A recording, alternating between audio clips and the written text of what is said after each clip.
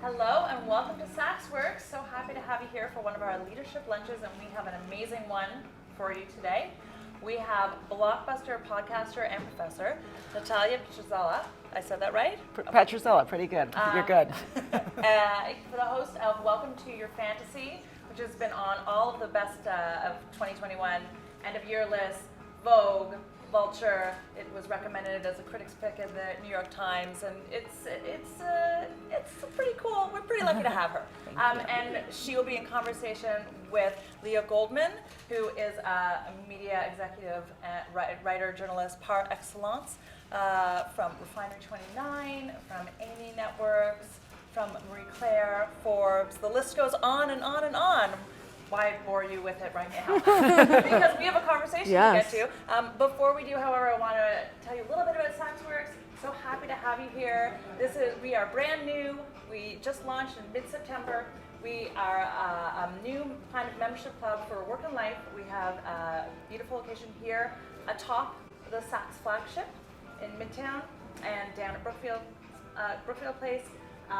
We are here for your working needs, for your wellness needs. There's beautiful spaces to be healthier, work out. We have wonderful programming, if I do say so myself. I guess this is a good time to say I'm Rachel Sklar, the head of programming here at SaksWorks, buried the lead. And we're just so happy to have people here in our beautiful spaces to appreciate the plants and inhale our beautiful white pepperwood scented space. And that's really what it smells like. It's white pepperwood. Anyhow, happy to have you here and so excited for this conversation between Natalia and Leah. I will leave you to it now. Thank you so much. Thank you.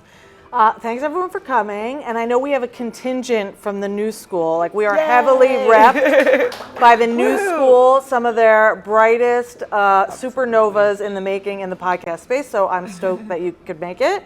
And I was super excited to talk to Natalia, who's one of the most brilliant people I know, and in this awesome space talking about Chippendales, didn't hurt either, so I'm really excited to be here, and I hope you are too. Me too. So I have a lot of questions. I know, full disclosure, I know Natalia from college. We went to college together, but like 5 years ago we graduated. It's really great being out in the world, and So I want to understand how it is that a professor with a book forthcoming, whose manuscript is due today, how a professor ends up in the podcast business. Yeah, it's a good and weird question. So the way that I got there was not through this Chippendales podcast. It was through another podcast called Past Present, which I've still got. You should all still listen to. We're on episode 302, which is crazy.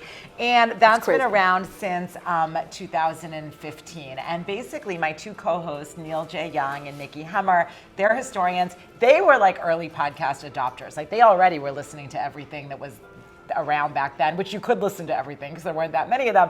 And they came to me and they gave me what I call my podposal. And they were like, we want to make a podcast. We need a third voice. You love talking about history to not just other scholars. Like, do you want to be part of this? And I'm like, yes. What's a podcast? Like I'd literally never heard of a podcast before. And what I realized, and they explained to me what a podcast was, and I was like, okay, great. I am really passionate about being, what I think of as like a history communicator, like kind of like asking these questions about how did we get here and exploring them in a way that's compelling to, people other than scholars. And then I also knew that I didn't have it in me to do to write a column or something. Like I had to focus my writing at that point on my first book, getting tenure. But I'm like, I could talk every week with you guys. And so that's how it started. And so it started pre-Chippendales, but I can tell that story too, but it came a lot later. And so the podcast does what? You're unpacking history for a broader audience. Yeah, turning hindsight into foresight is our tagline. And maybe it should be turning hindsight into insight. But it's changed a little in format over the years,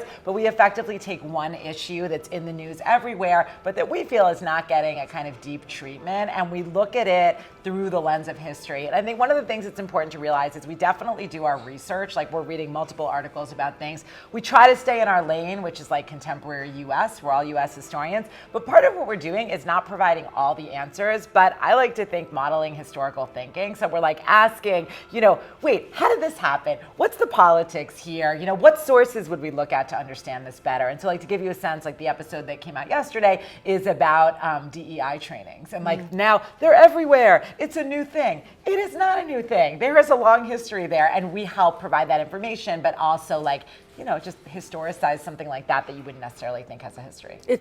Honestly, it sounds like a lot of work preparing for it. It is, and full disclosure, I don't produce it, so I'm not doing the technical work on there. But yeah, we split the labor, and we probably read 10 to 12 articles about the issue each week, and then we record for effectively an hour. It's edited down by Neil edits it, which is 45 minutes down. No, it takes him many more than 45 minutes to edit it, but it's down to 45 minutes, and then we sort of split the social media work. But yeah, it's a lot of work, but it does keep me on my toes. It keeps me thinking about things. It's also fun to just have an occasion to unpack the news with your friends, with your really smart friends every week. So yeah. I love the idea that history is a living thing, and that it's worthy of reflection and trying to understand how it fits into what's happening today. Yeah, and I think more than podcasting, to the extent it's interesting, the whole reason I became a historian, I was I don't know if you knew exactly what you wanted to do after college. I was a little bit confused. And so I went to become an investment banker, and then I ran screaming from there and became a DOE Spanish teacher.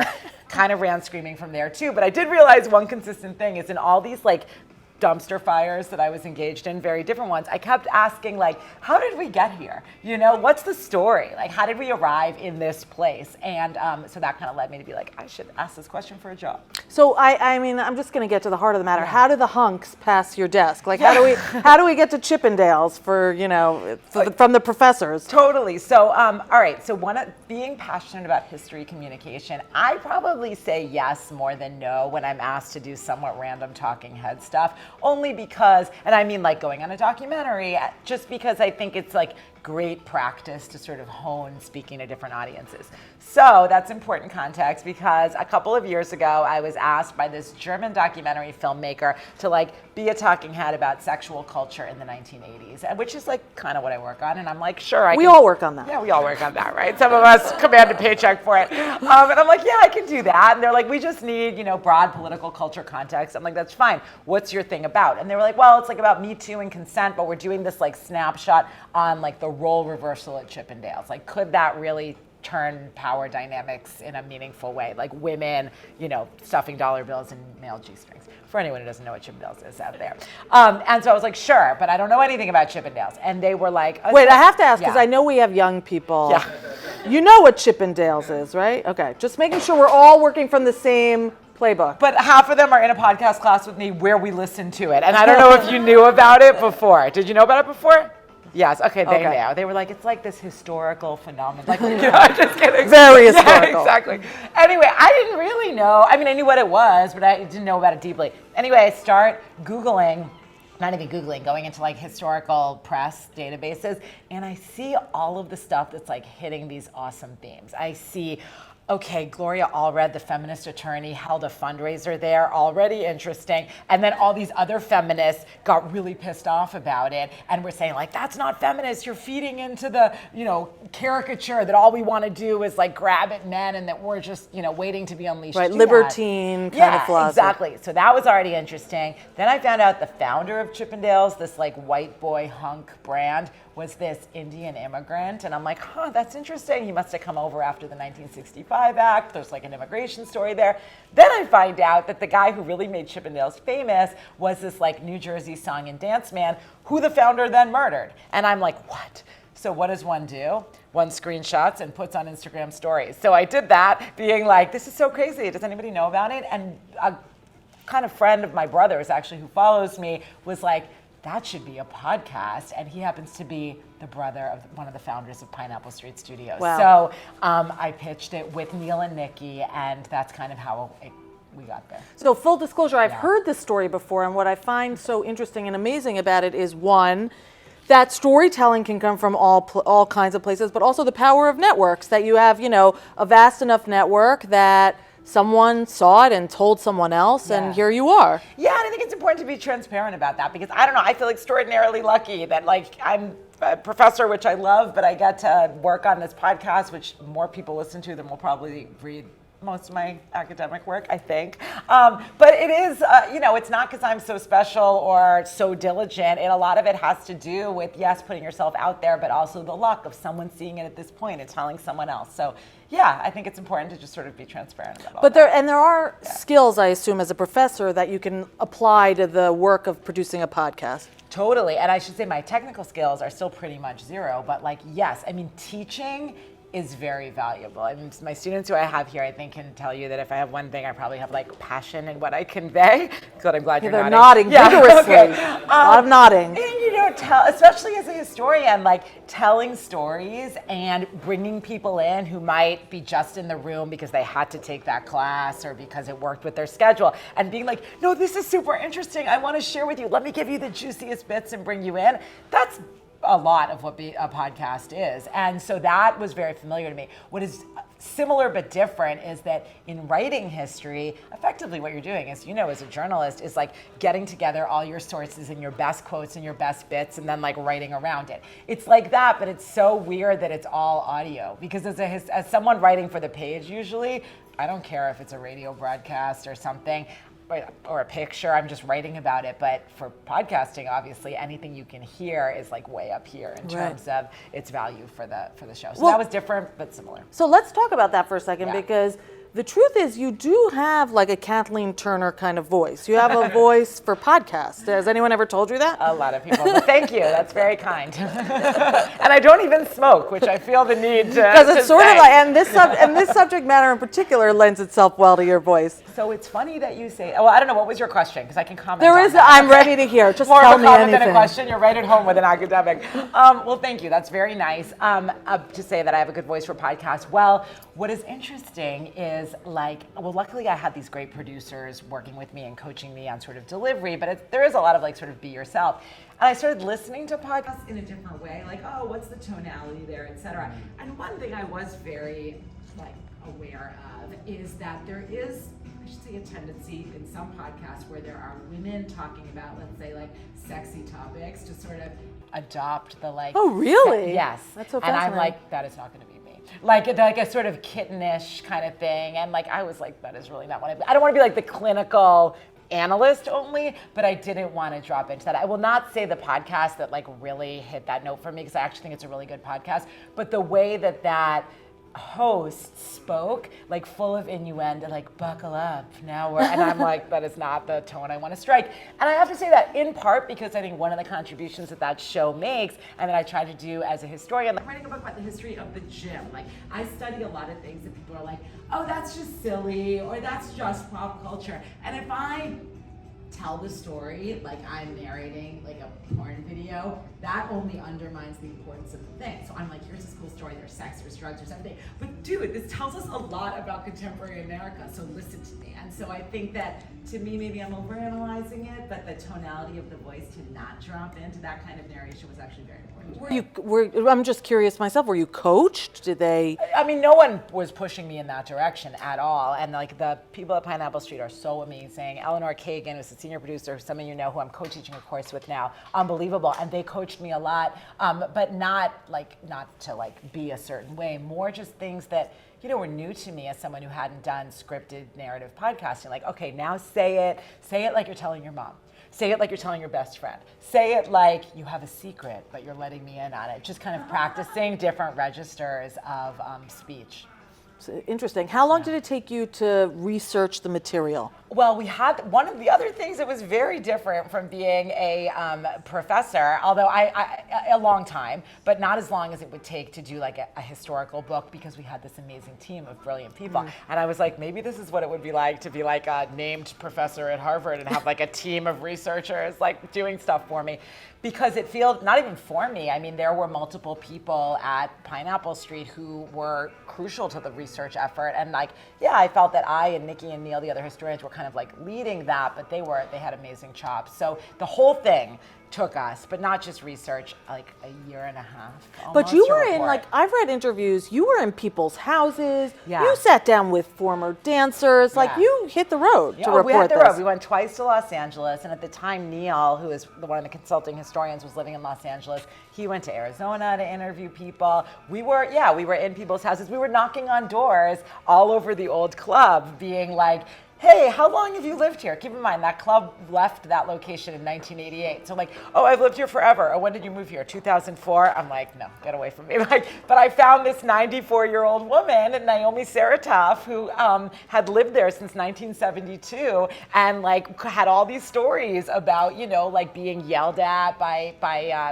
people coming out there and people having sex on her lawn and all of this stuff. And that was incredible. And I was just like, excuse me, ma'am, excuse me. Like, are you free to talk? And then sure enough, we like talked for, she's got one line in the podcast. We talked for like 30 minutes. But yeah, we did a lot of just hitting the road. That is very cool too. As a historian, I've done a lot of oral histories, a ton of research, but sometimes I feel like I really should have been a journalist because I just freaking love an excuse to go up to random people and be nosy. Well, there's a lot of, there's like Studs Terkel component to the whole thing. That is hugely flattering, but thank you. Hitting the road and meeting real people. And getting to talk to people and hear their stories, and and it is nice to see people, especially when I study something like this that like people don't immediately think is historically important. They're like really touched, you think a part of their life is meaningful historically and that you've done the research, which is very cool, you know? I have to say the part of the story I'm most, there's a lot of the story that's fascinating. I mean, it's lurid and sexy, but also meaty and juicy. But the contextualization of feminism in the 80s, I find endlessly fascinating because you really set a scene of very, I mean, it feels almost, it's like so relevant to what's happening now about the commodification of feminism. So talk about that. Yeah, that was so interesting to me too. So I think if you like have sort of like visuals of what feminism was, a lot of people today I think still think of like sort of like the 1970s moment and kind of radical feminism and hippies and the abortion pro-choice movement and like fighting for a lot of these signal policy measures. And that is very important. What I think is really interesting about the 80s and what Chippendales represented is that there'd been like all of that really radical thinking, sexual liberation, etc., was in the air, but it had been in the air long enough that it was sort of ripe for commodification. And so what you see in Chippendales, and I would say Jazzercise and like a whole bunch of other brands that come out later, is this kind of like pretty milquetoast packaging of women's empowerment because it's like something that you can sell at that point and it's attractive to a mainstream audience, but you're selling something that's not necessarily, really interrogating structures of power. So like there's a lot of language around Chippendales. It's like, ladies, for all the working ladies out there, come out and spend your hard-earned cash. And like that is really exciting and absolutely comes from, fighting for things like equal pay, or from the Fair Credit Act in the 1970s, from sexual liberation and pushing back. That our money has power. Yeah, that our money has power, but then yes, and like full stop, that's hugely important. But one of the things that I found so interesting, and I think is not as much of a story that we explore, is the way that in the 1980s, some of those things were like so much part of the ethos already that they could be deployed to market, like stuffing dollar bills in strippers' pants in a brand that's owned by a bunch of men who are profiting off all this, and to be quite honest, talking about women in like not the most feminist ways. So and that was interesting too. Like talking to some of the people who are still around, the way that they speak about what they were doing for women at the time was absolutely articulated in their 2021 language of like what they should have been doing. Like, oh yeah, we just believed in like, the bodily autonomy of women. I'm like, bullshit. You did not believe in that then. That's what you're telling me now. You know what I mean? And like, not to say it wasn't cool and important, but these guys were not like marching arm in arm with Gloria Steinem. I mean, they were letting Gloria Allred have the club for a night. Yet it still struck a chord. It was hugely successful. It was culturally transcendent. Oh, totally. I mean, it was a big deal that you could have women go out and like act like guys, basically, like hooting and hollering, that there was a space where, you know, they could go and be in a nightclub and they could choose if men would come over to them because they would like, you know, welcome them over with a dollar bill. They had power in numbers. You know, all of that really, really was a big deal. So I don't want to diminish that at all. And I think also that women made meaning and had like meaningful experiences there that weren't necessarily what the owners and the dancers intended, right? So like we talked to a lot of women who were like, yeah, like, I mean, the dancers were great, but the whole thing was getting dressed with my friends and going to this place where I didn't have to worry about some guy like grinding on me, like I picked who came over to me, you know? And one of the interesting pieces of interview tape, which I now cannot remember if it made it in or not, is that Candace, who was an associate producer who we put at the center of the story, she said, and I think a very self-aware way, she said to me something like, look, I don't want to like say we were like a rape crisis center, but let me tell you that a lot of women who had suffered sexual assault, domestic violence, said that this was like one of the few places they felt okay going out because it was so controlled and like women were sort of like in control of the you know, of those dynamics. I will say until 10 p.m. because at 10 p.m. they opened the door and it was the hottest ticket in town for men because then men could come in, and it was without a doubt, and this is where you see the limits of the feminism, it was like all these ladies are going to be liquored up and horny from the dancers, and then we open the doors and like all of you can come in. So like that in itself, I'm like, all right, well, I believe women made meaning of that, but you know. So as you're researching it, I mean, there's so many layers to this story. I also think the immigrant piece of it is fascinating. Totally. And who he represented in the culture, and that he was able to do this, and the sort of skirting the legalities of the whole thing.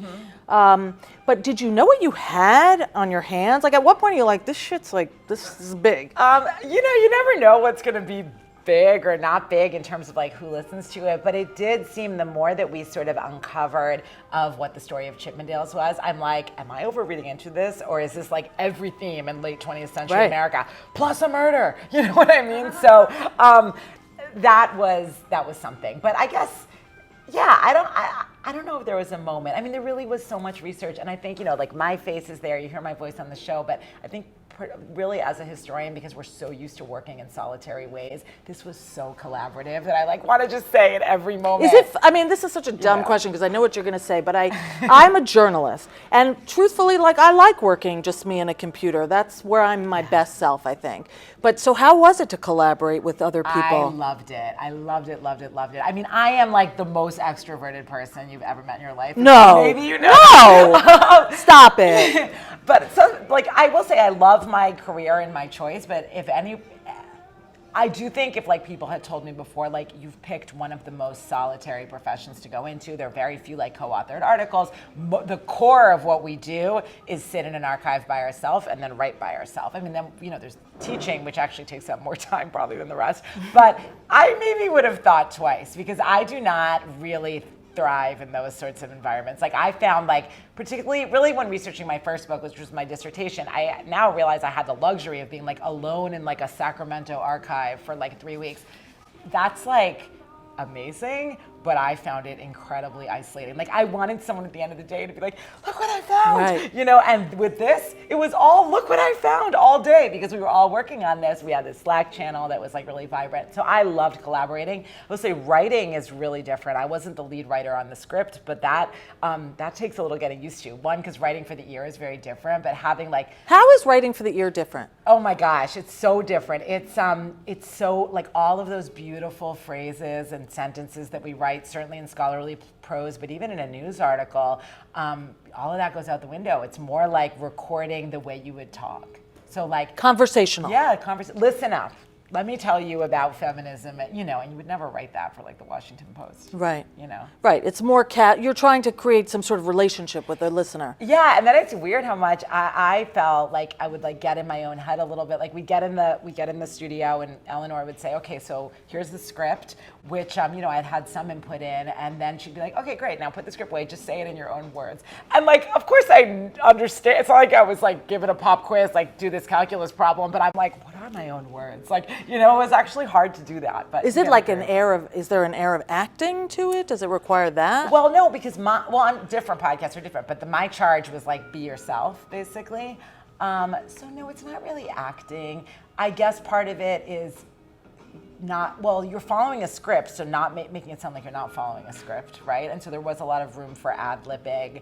And then I guess this was hard. So like, I do think it sounds like me in a lot of ways, but I got very good advice that was hard to follow, which was like, let's the like holy shit of the tape be the holy shit, not like, oh my God, wait till I tell you what's coming next. Like you have to be not quite deadpan, but like a little bit, lower energy, because you don't want to oversell what's coming, and you also want to let like the archival stuff or the interview tape speak for itself. So that was kind of hard because, as you know, my delivery style is like a little bit. Well, then that's not me, but I found a medium that I think worked out. And did COVID interrupt any of this? I mean, the way you tell the story, it sounds as if like, normal days, but no, it was like, I don't even know if it was half or how exactly it broke out. But we worked on it for a long time pre-COVID, which is why I got to knock on doors and like go into like 94-year-old women's houses, like no mask, which now seems like crazy. I know, crazy.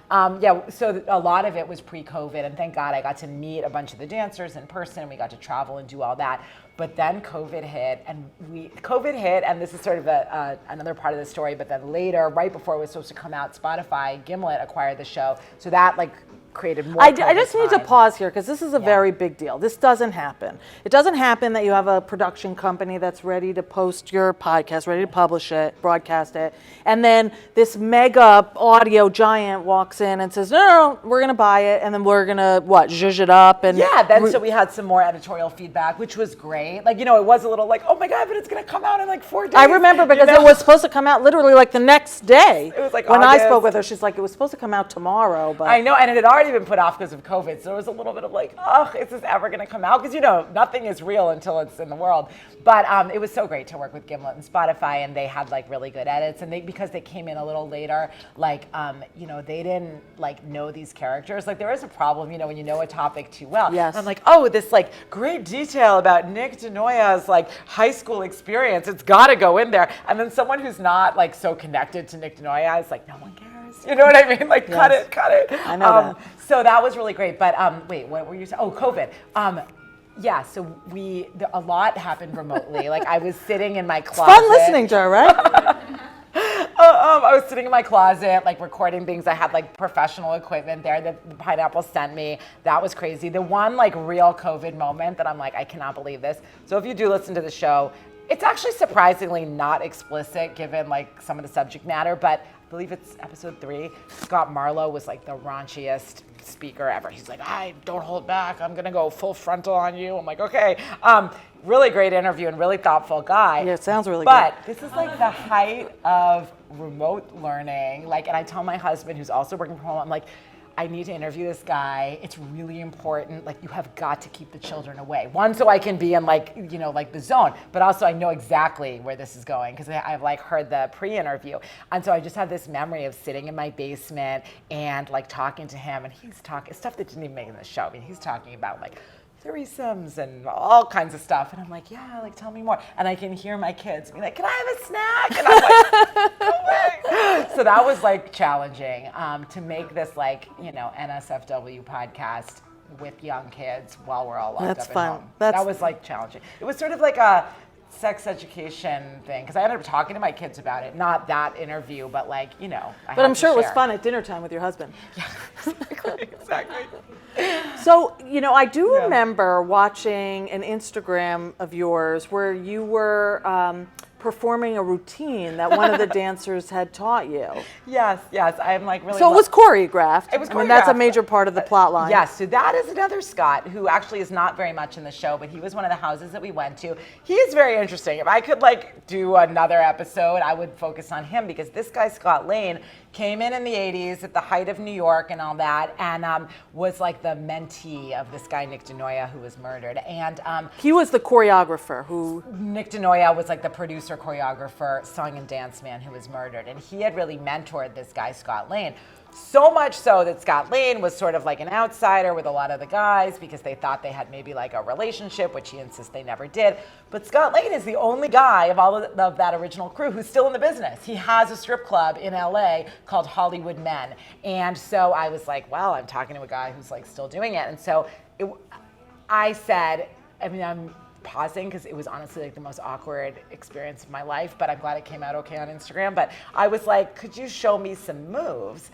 And I should have phrased that differently because he like thought I was like asking for a lap dance or something. It was so awkward. I'm like cringing now. So he says something about like, I don't know, his like wife is there. I'm like, no. Could you like show me how you would audition a dancer who came in? So he ended up showing me like some choreography, and I like love a good dance class, and that was really fun. So you might not know that Natalia actually teaches fitness classes that are like, they're not Zumba. I don't know what they are. No, they're the name of the thing is Intensati, but the relevant thing is that like I know how to break down an 8 count, like so that was a really woman fun. of many skills. Yes, but it was really fun, and actually that whole gym side of my life was good for this project because most of these men have made their lives in fitness after, because their whole thing was like having fit bodies. Yes. So the podcast becomes huge. It drops it and it explodes. It's a blockbuster.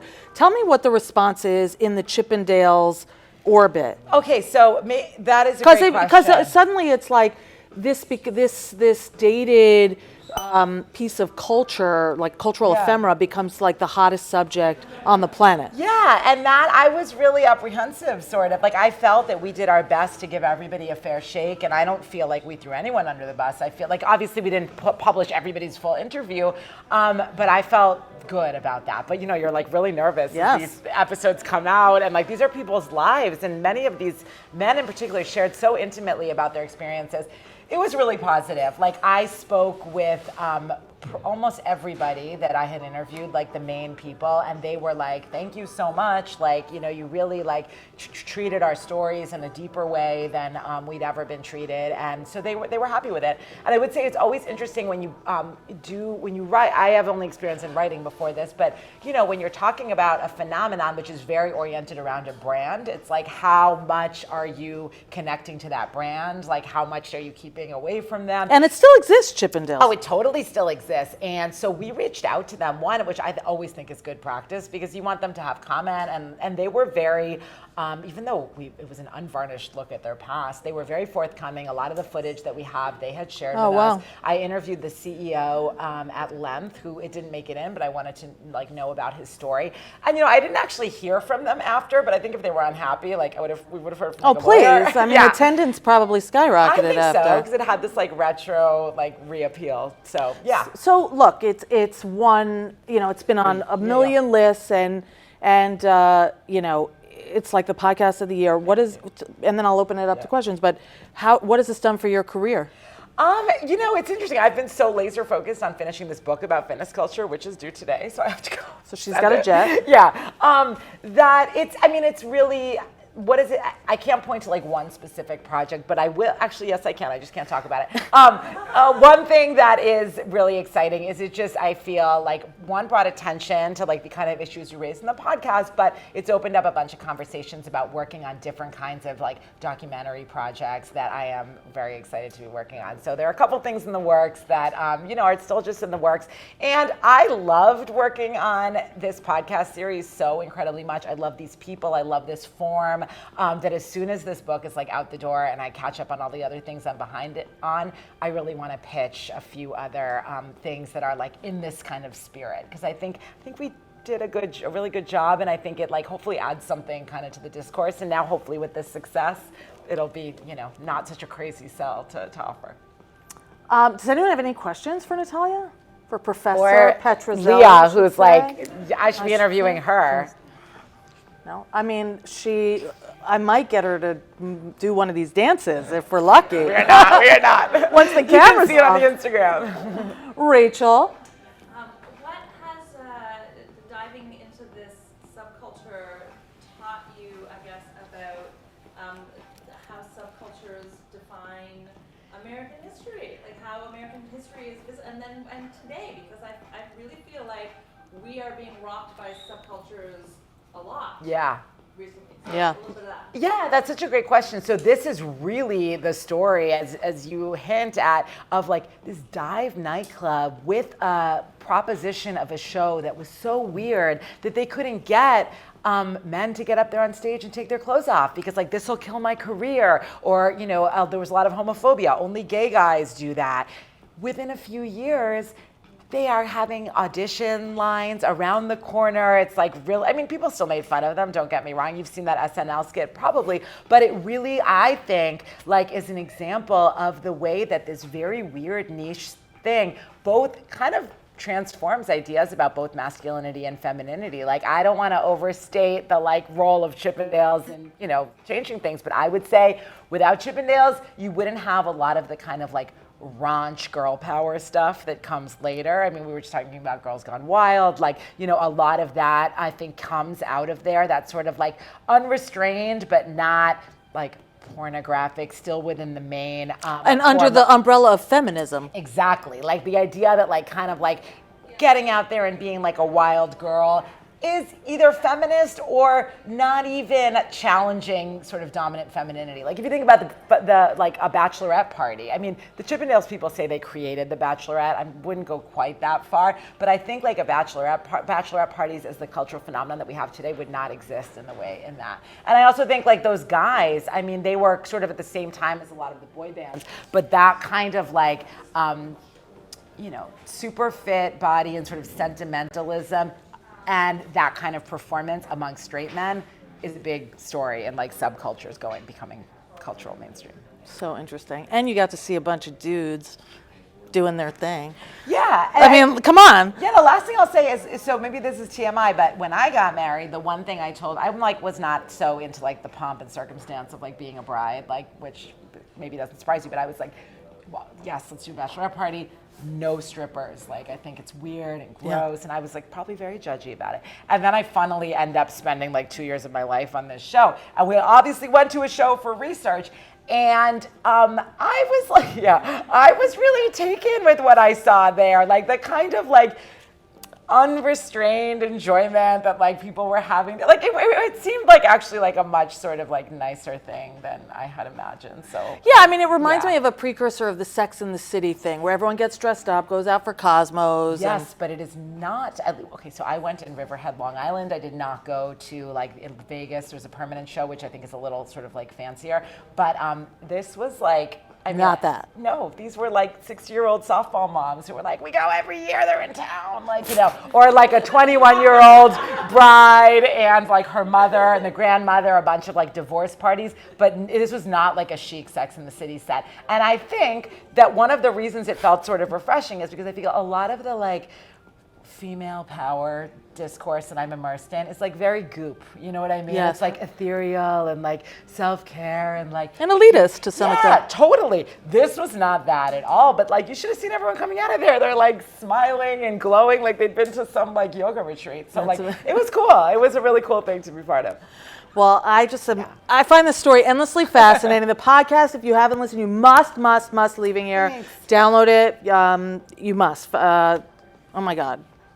Yes, thank you. It's so cool to be here, and it's so cool to have college Welcome students to here because this, like, we started talking about whatever we talk about, when we were college students. So you never know. Yes, you never know. Yes. I mean, if you knew her then, actually, you wouldn't be surprised. Well, I'm like, now. why, Leah? She was always an overachiever. Anyway, thank you all for joining us. Thank you so much. Thank you, Rachel. Fun. Thank you, everybody. Thank you, Natalia and Leah. Just back in my approach to say thank you so much for watching. If you were watching, for coming and for enjoying your lunch. And the podcast is Welcome to Your Fantasy. Yes. And that doubles for SaksWorks. Yay. Because this is there's so many similarities. The fantasy. A very different kind of fantasy than described in the podcast. I will stop now. Thank you so much. This was amazing. Thank you. This was so great and so fun. Thank you, everyone, for coming. That was fun. It was so fun. Thank you.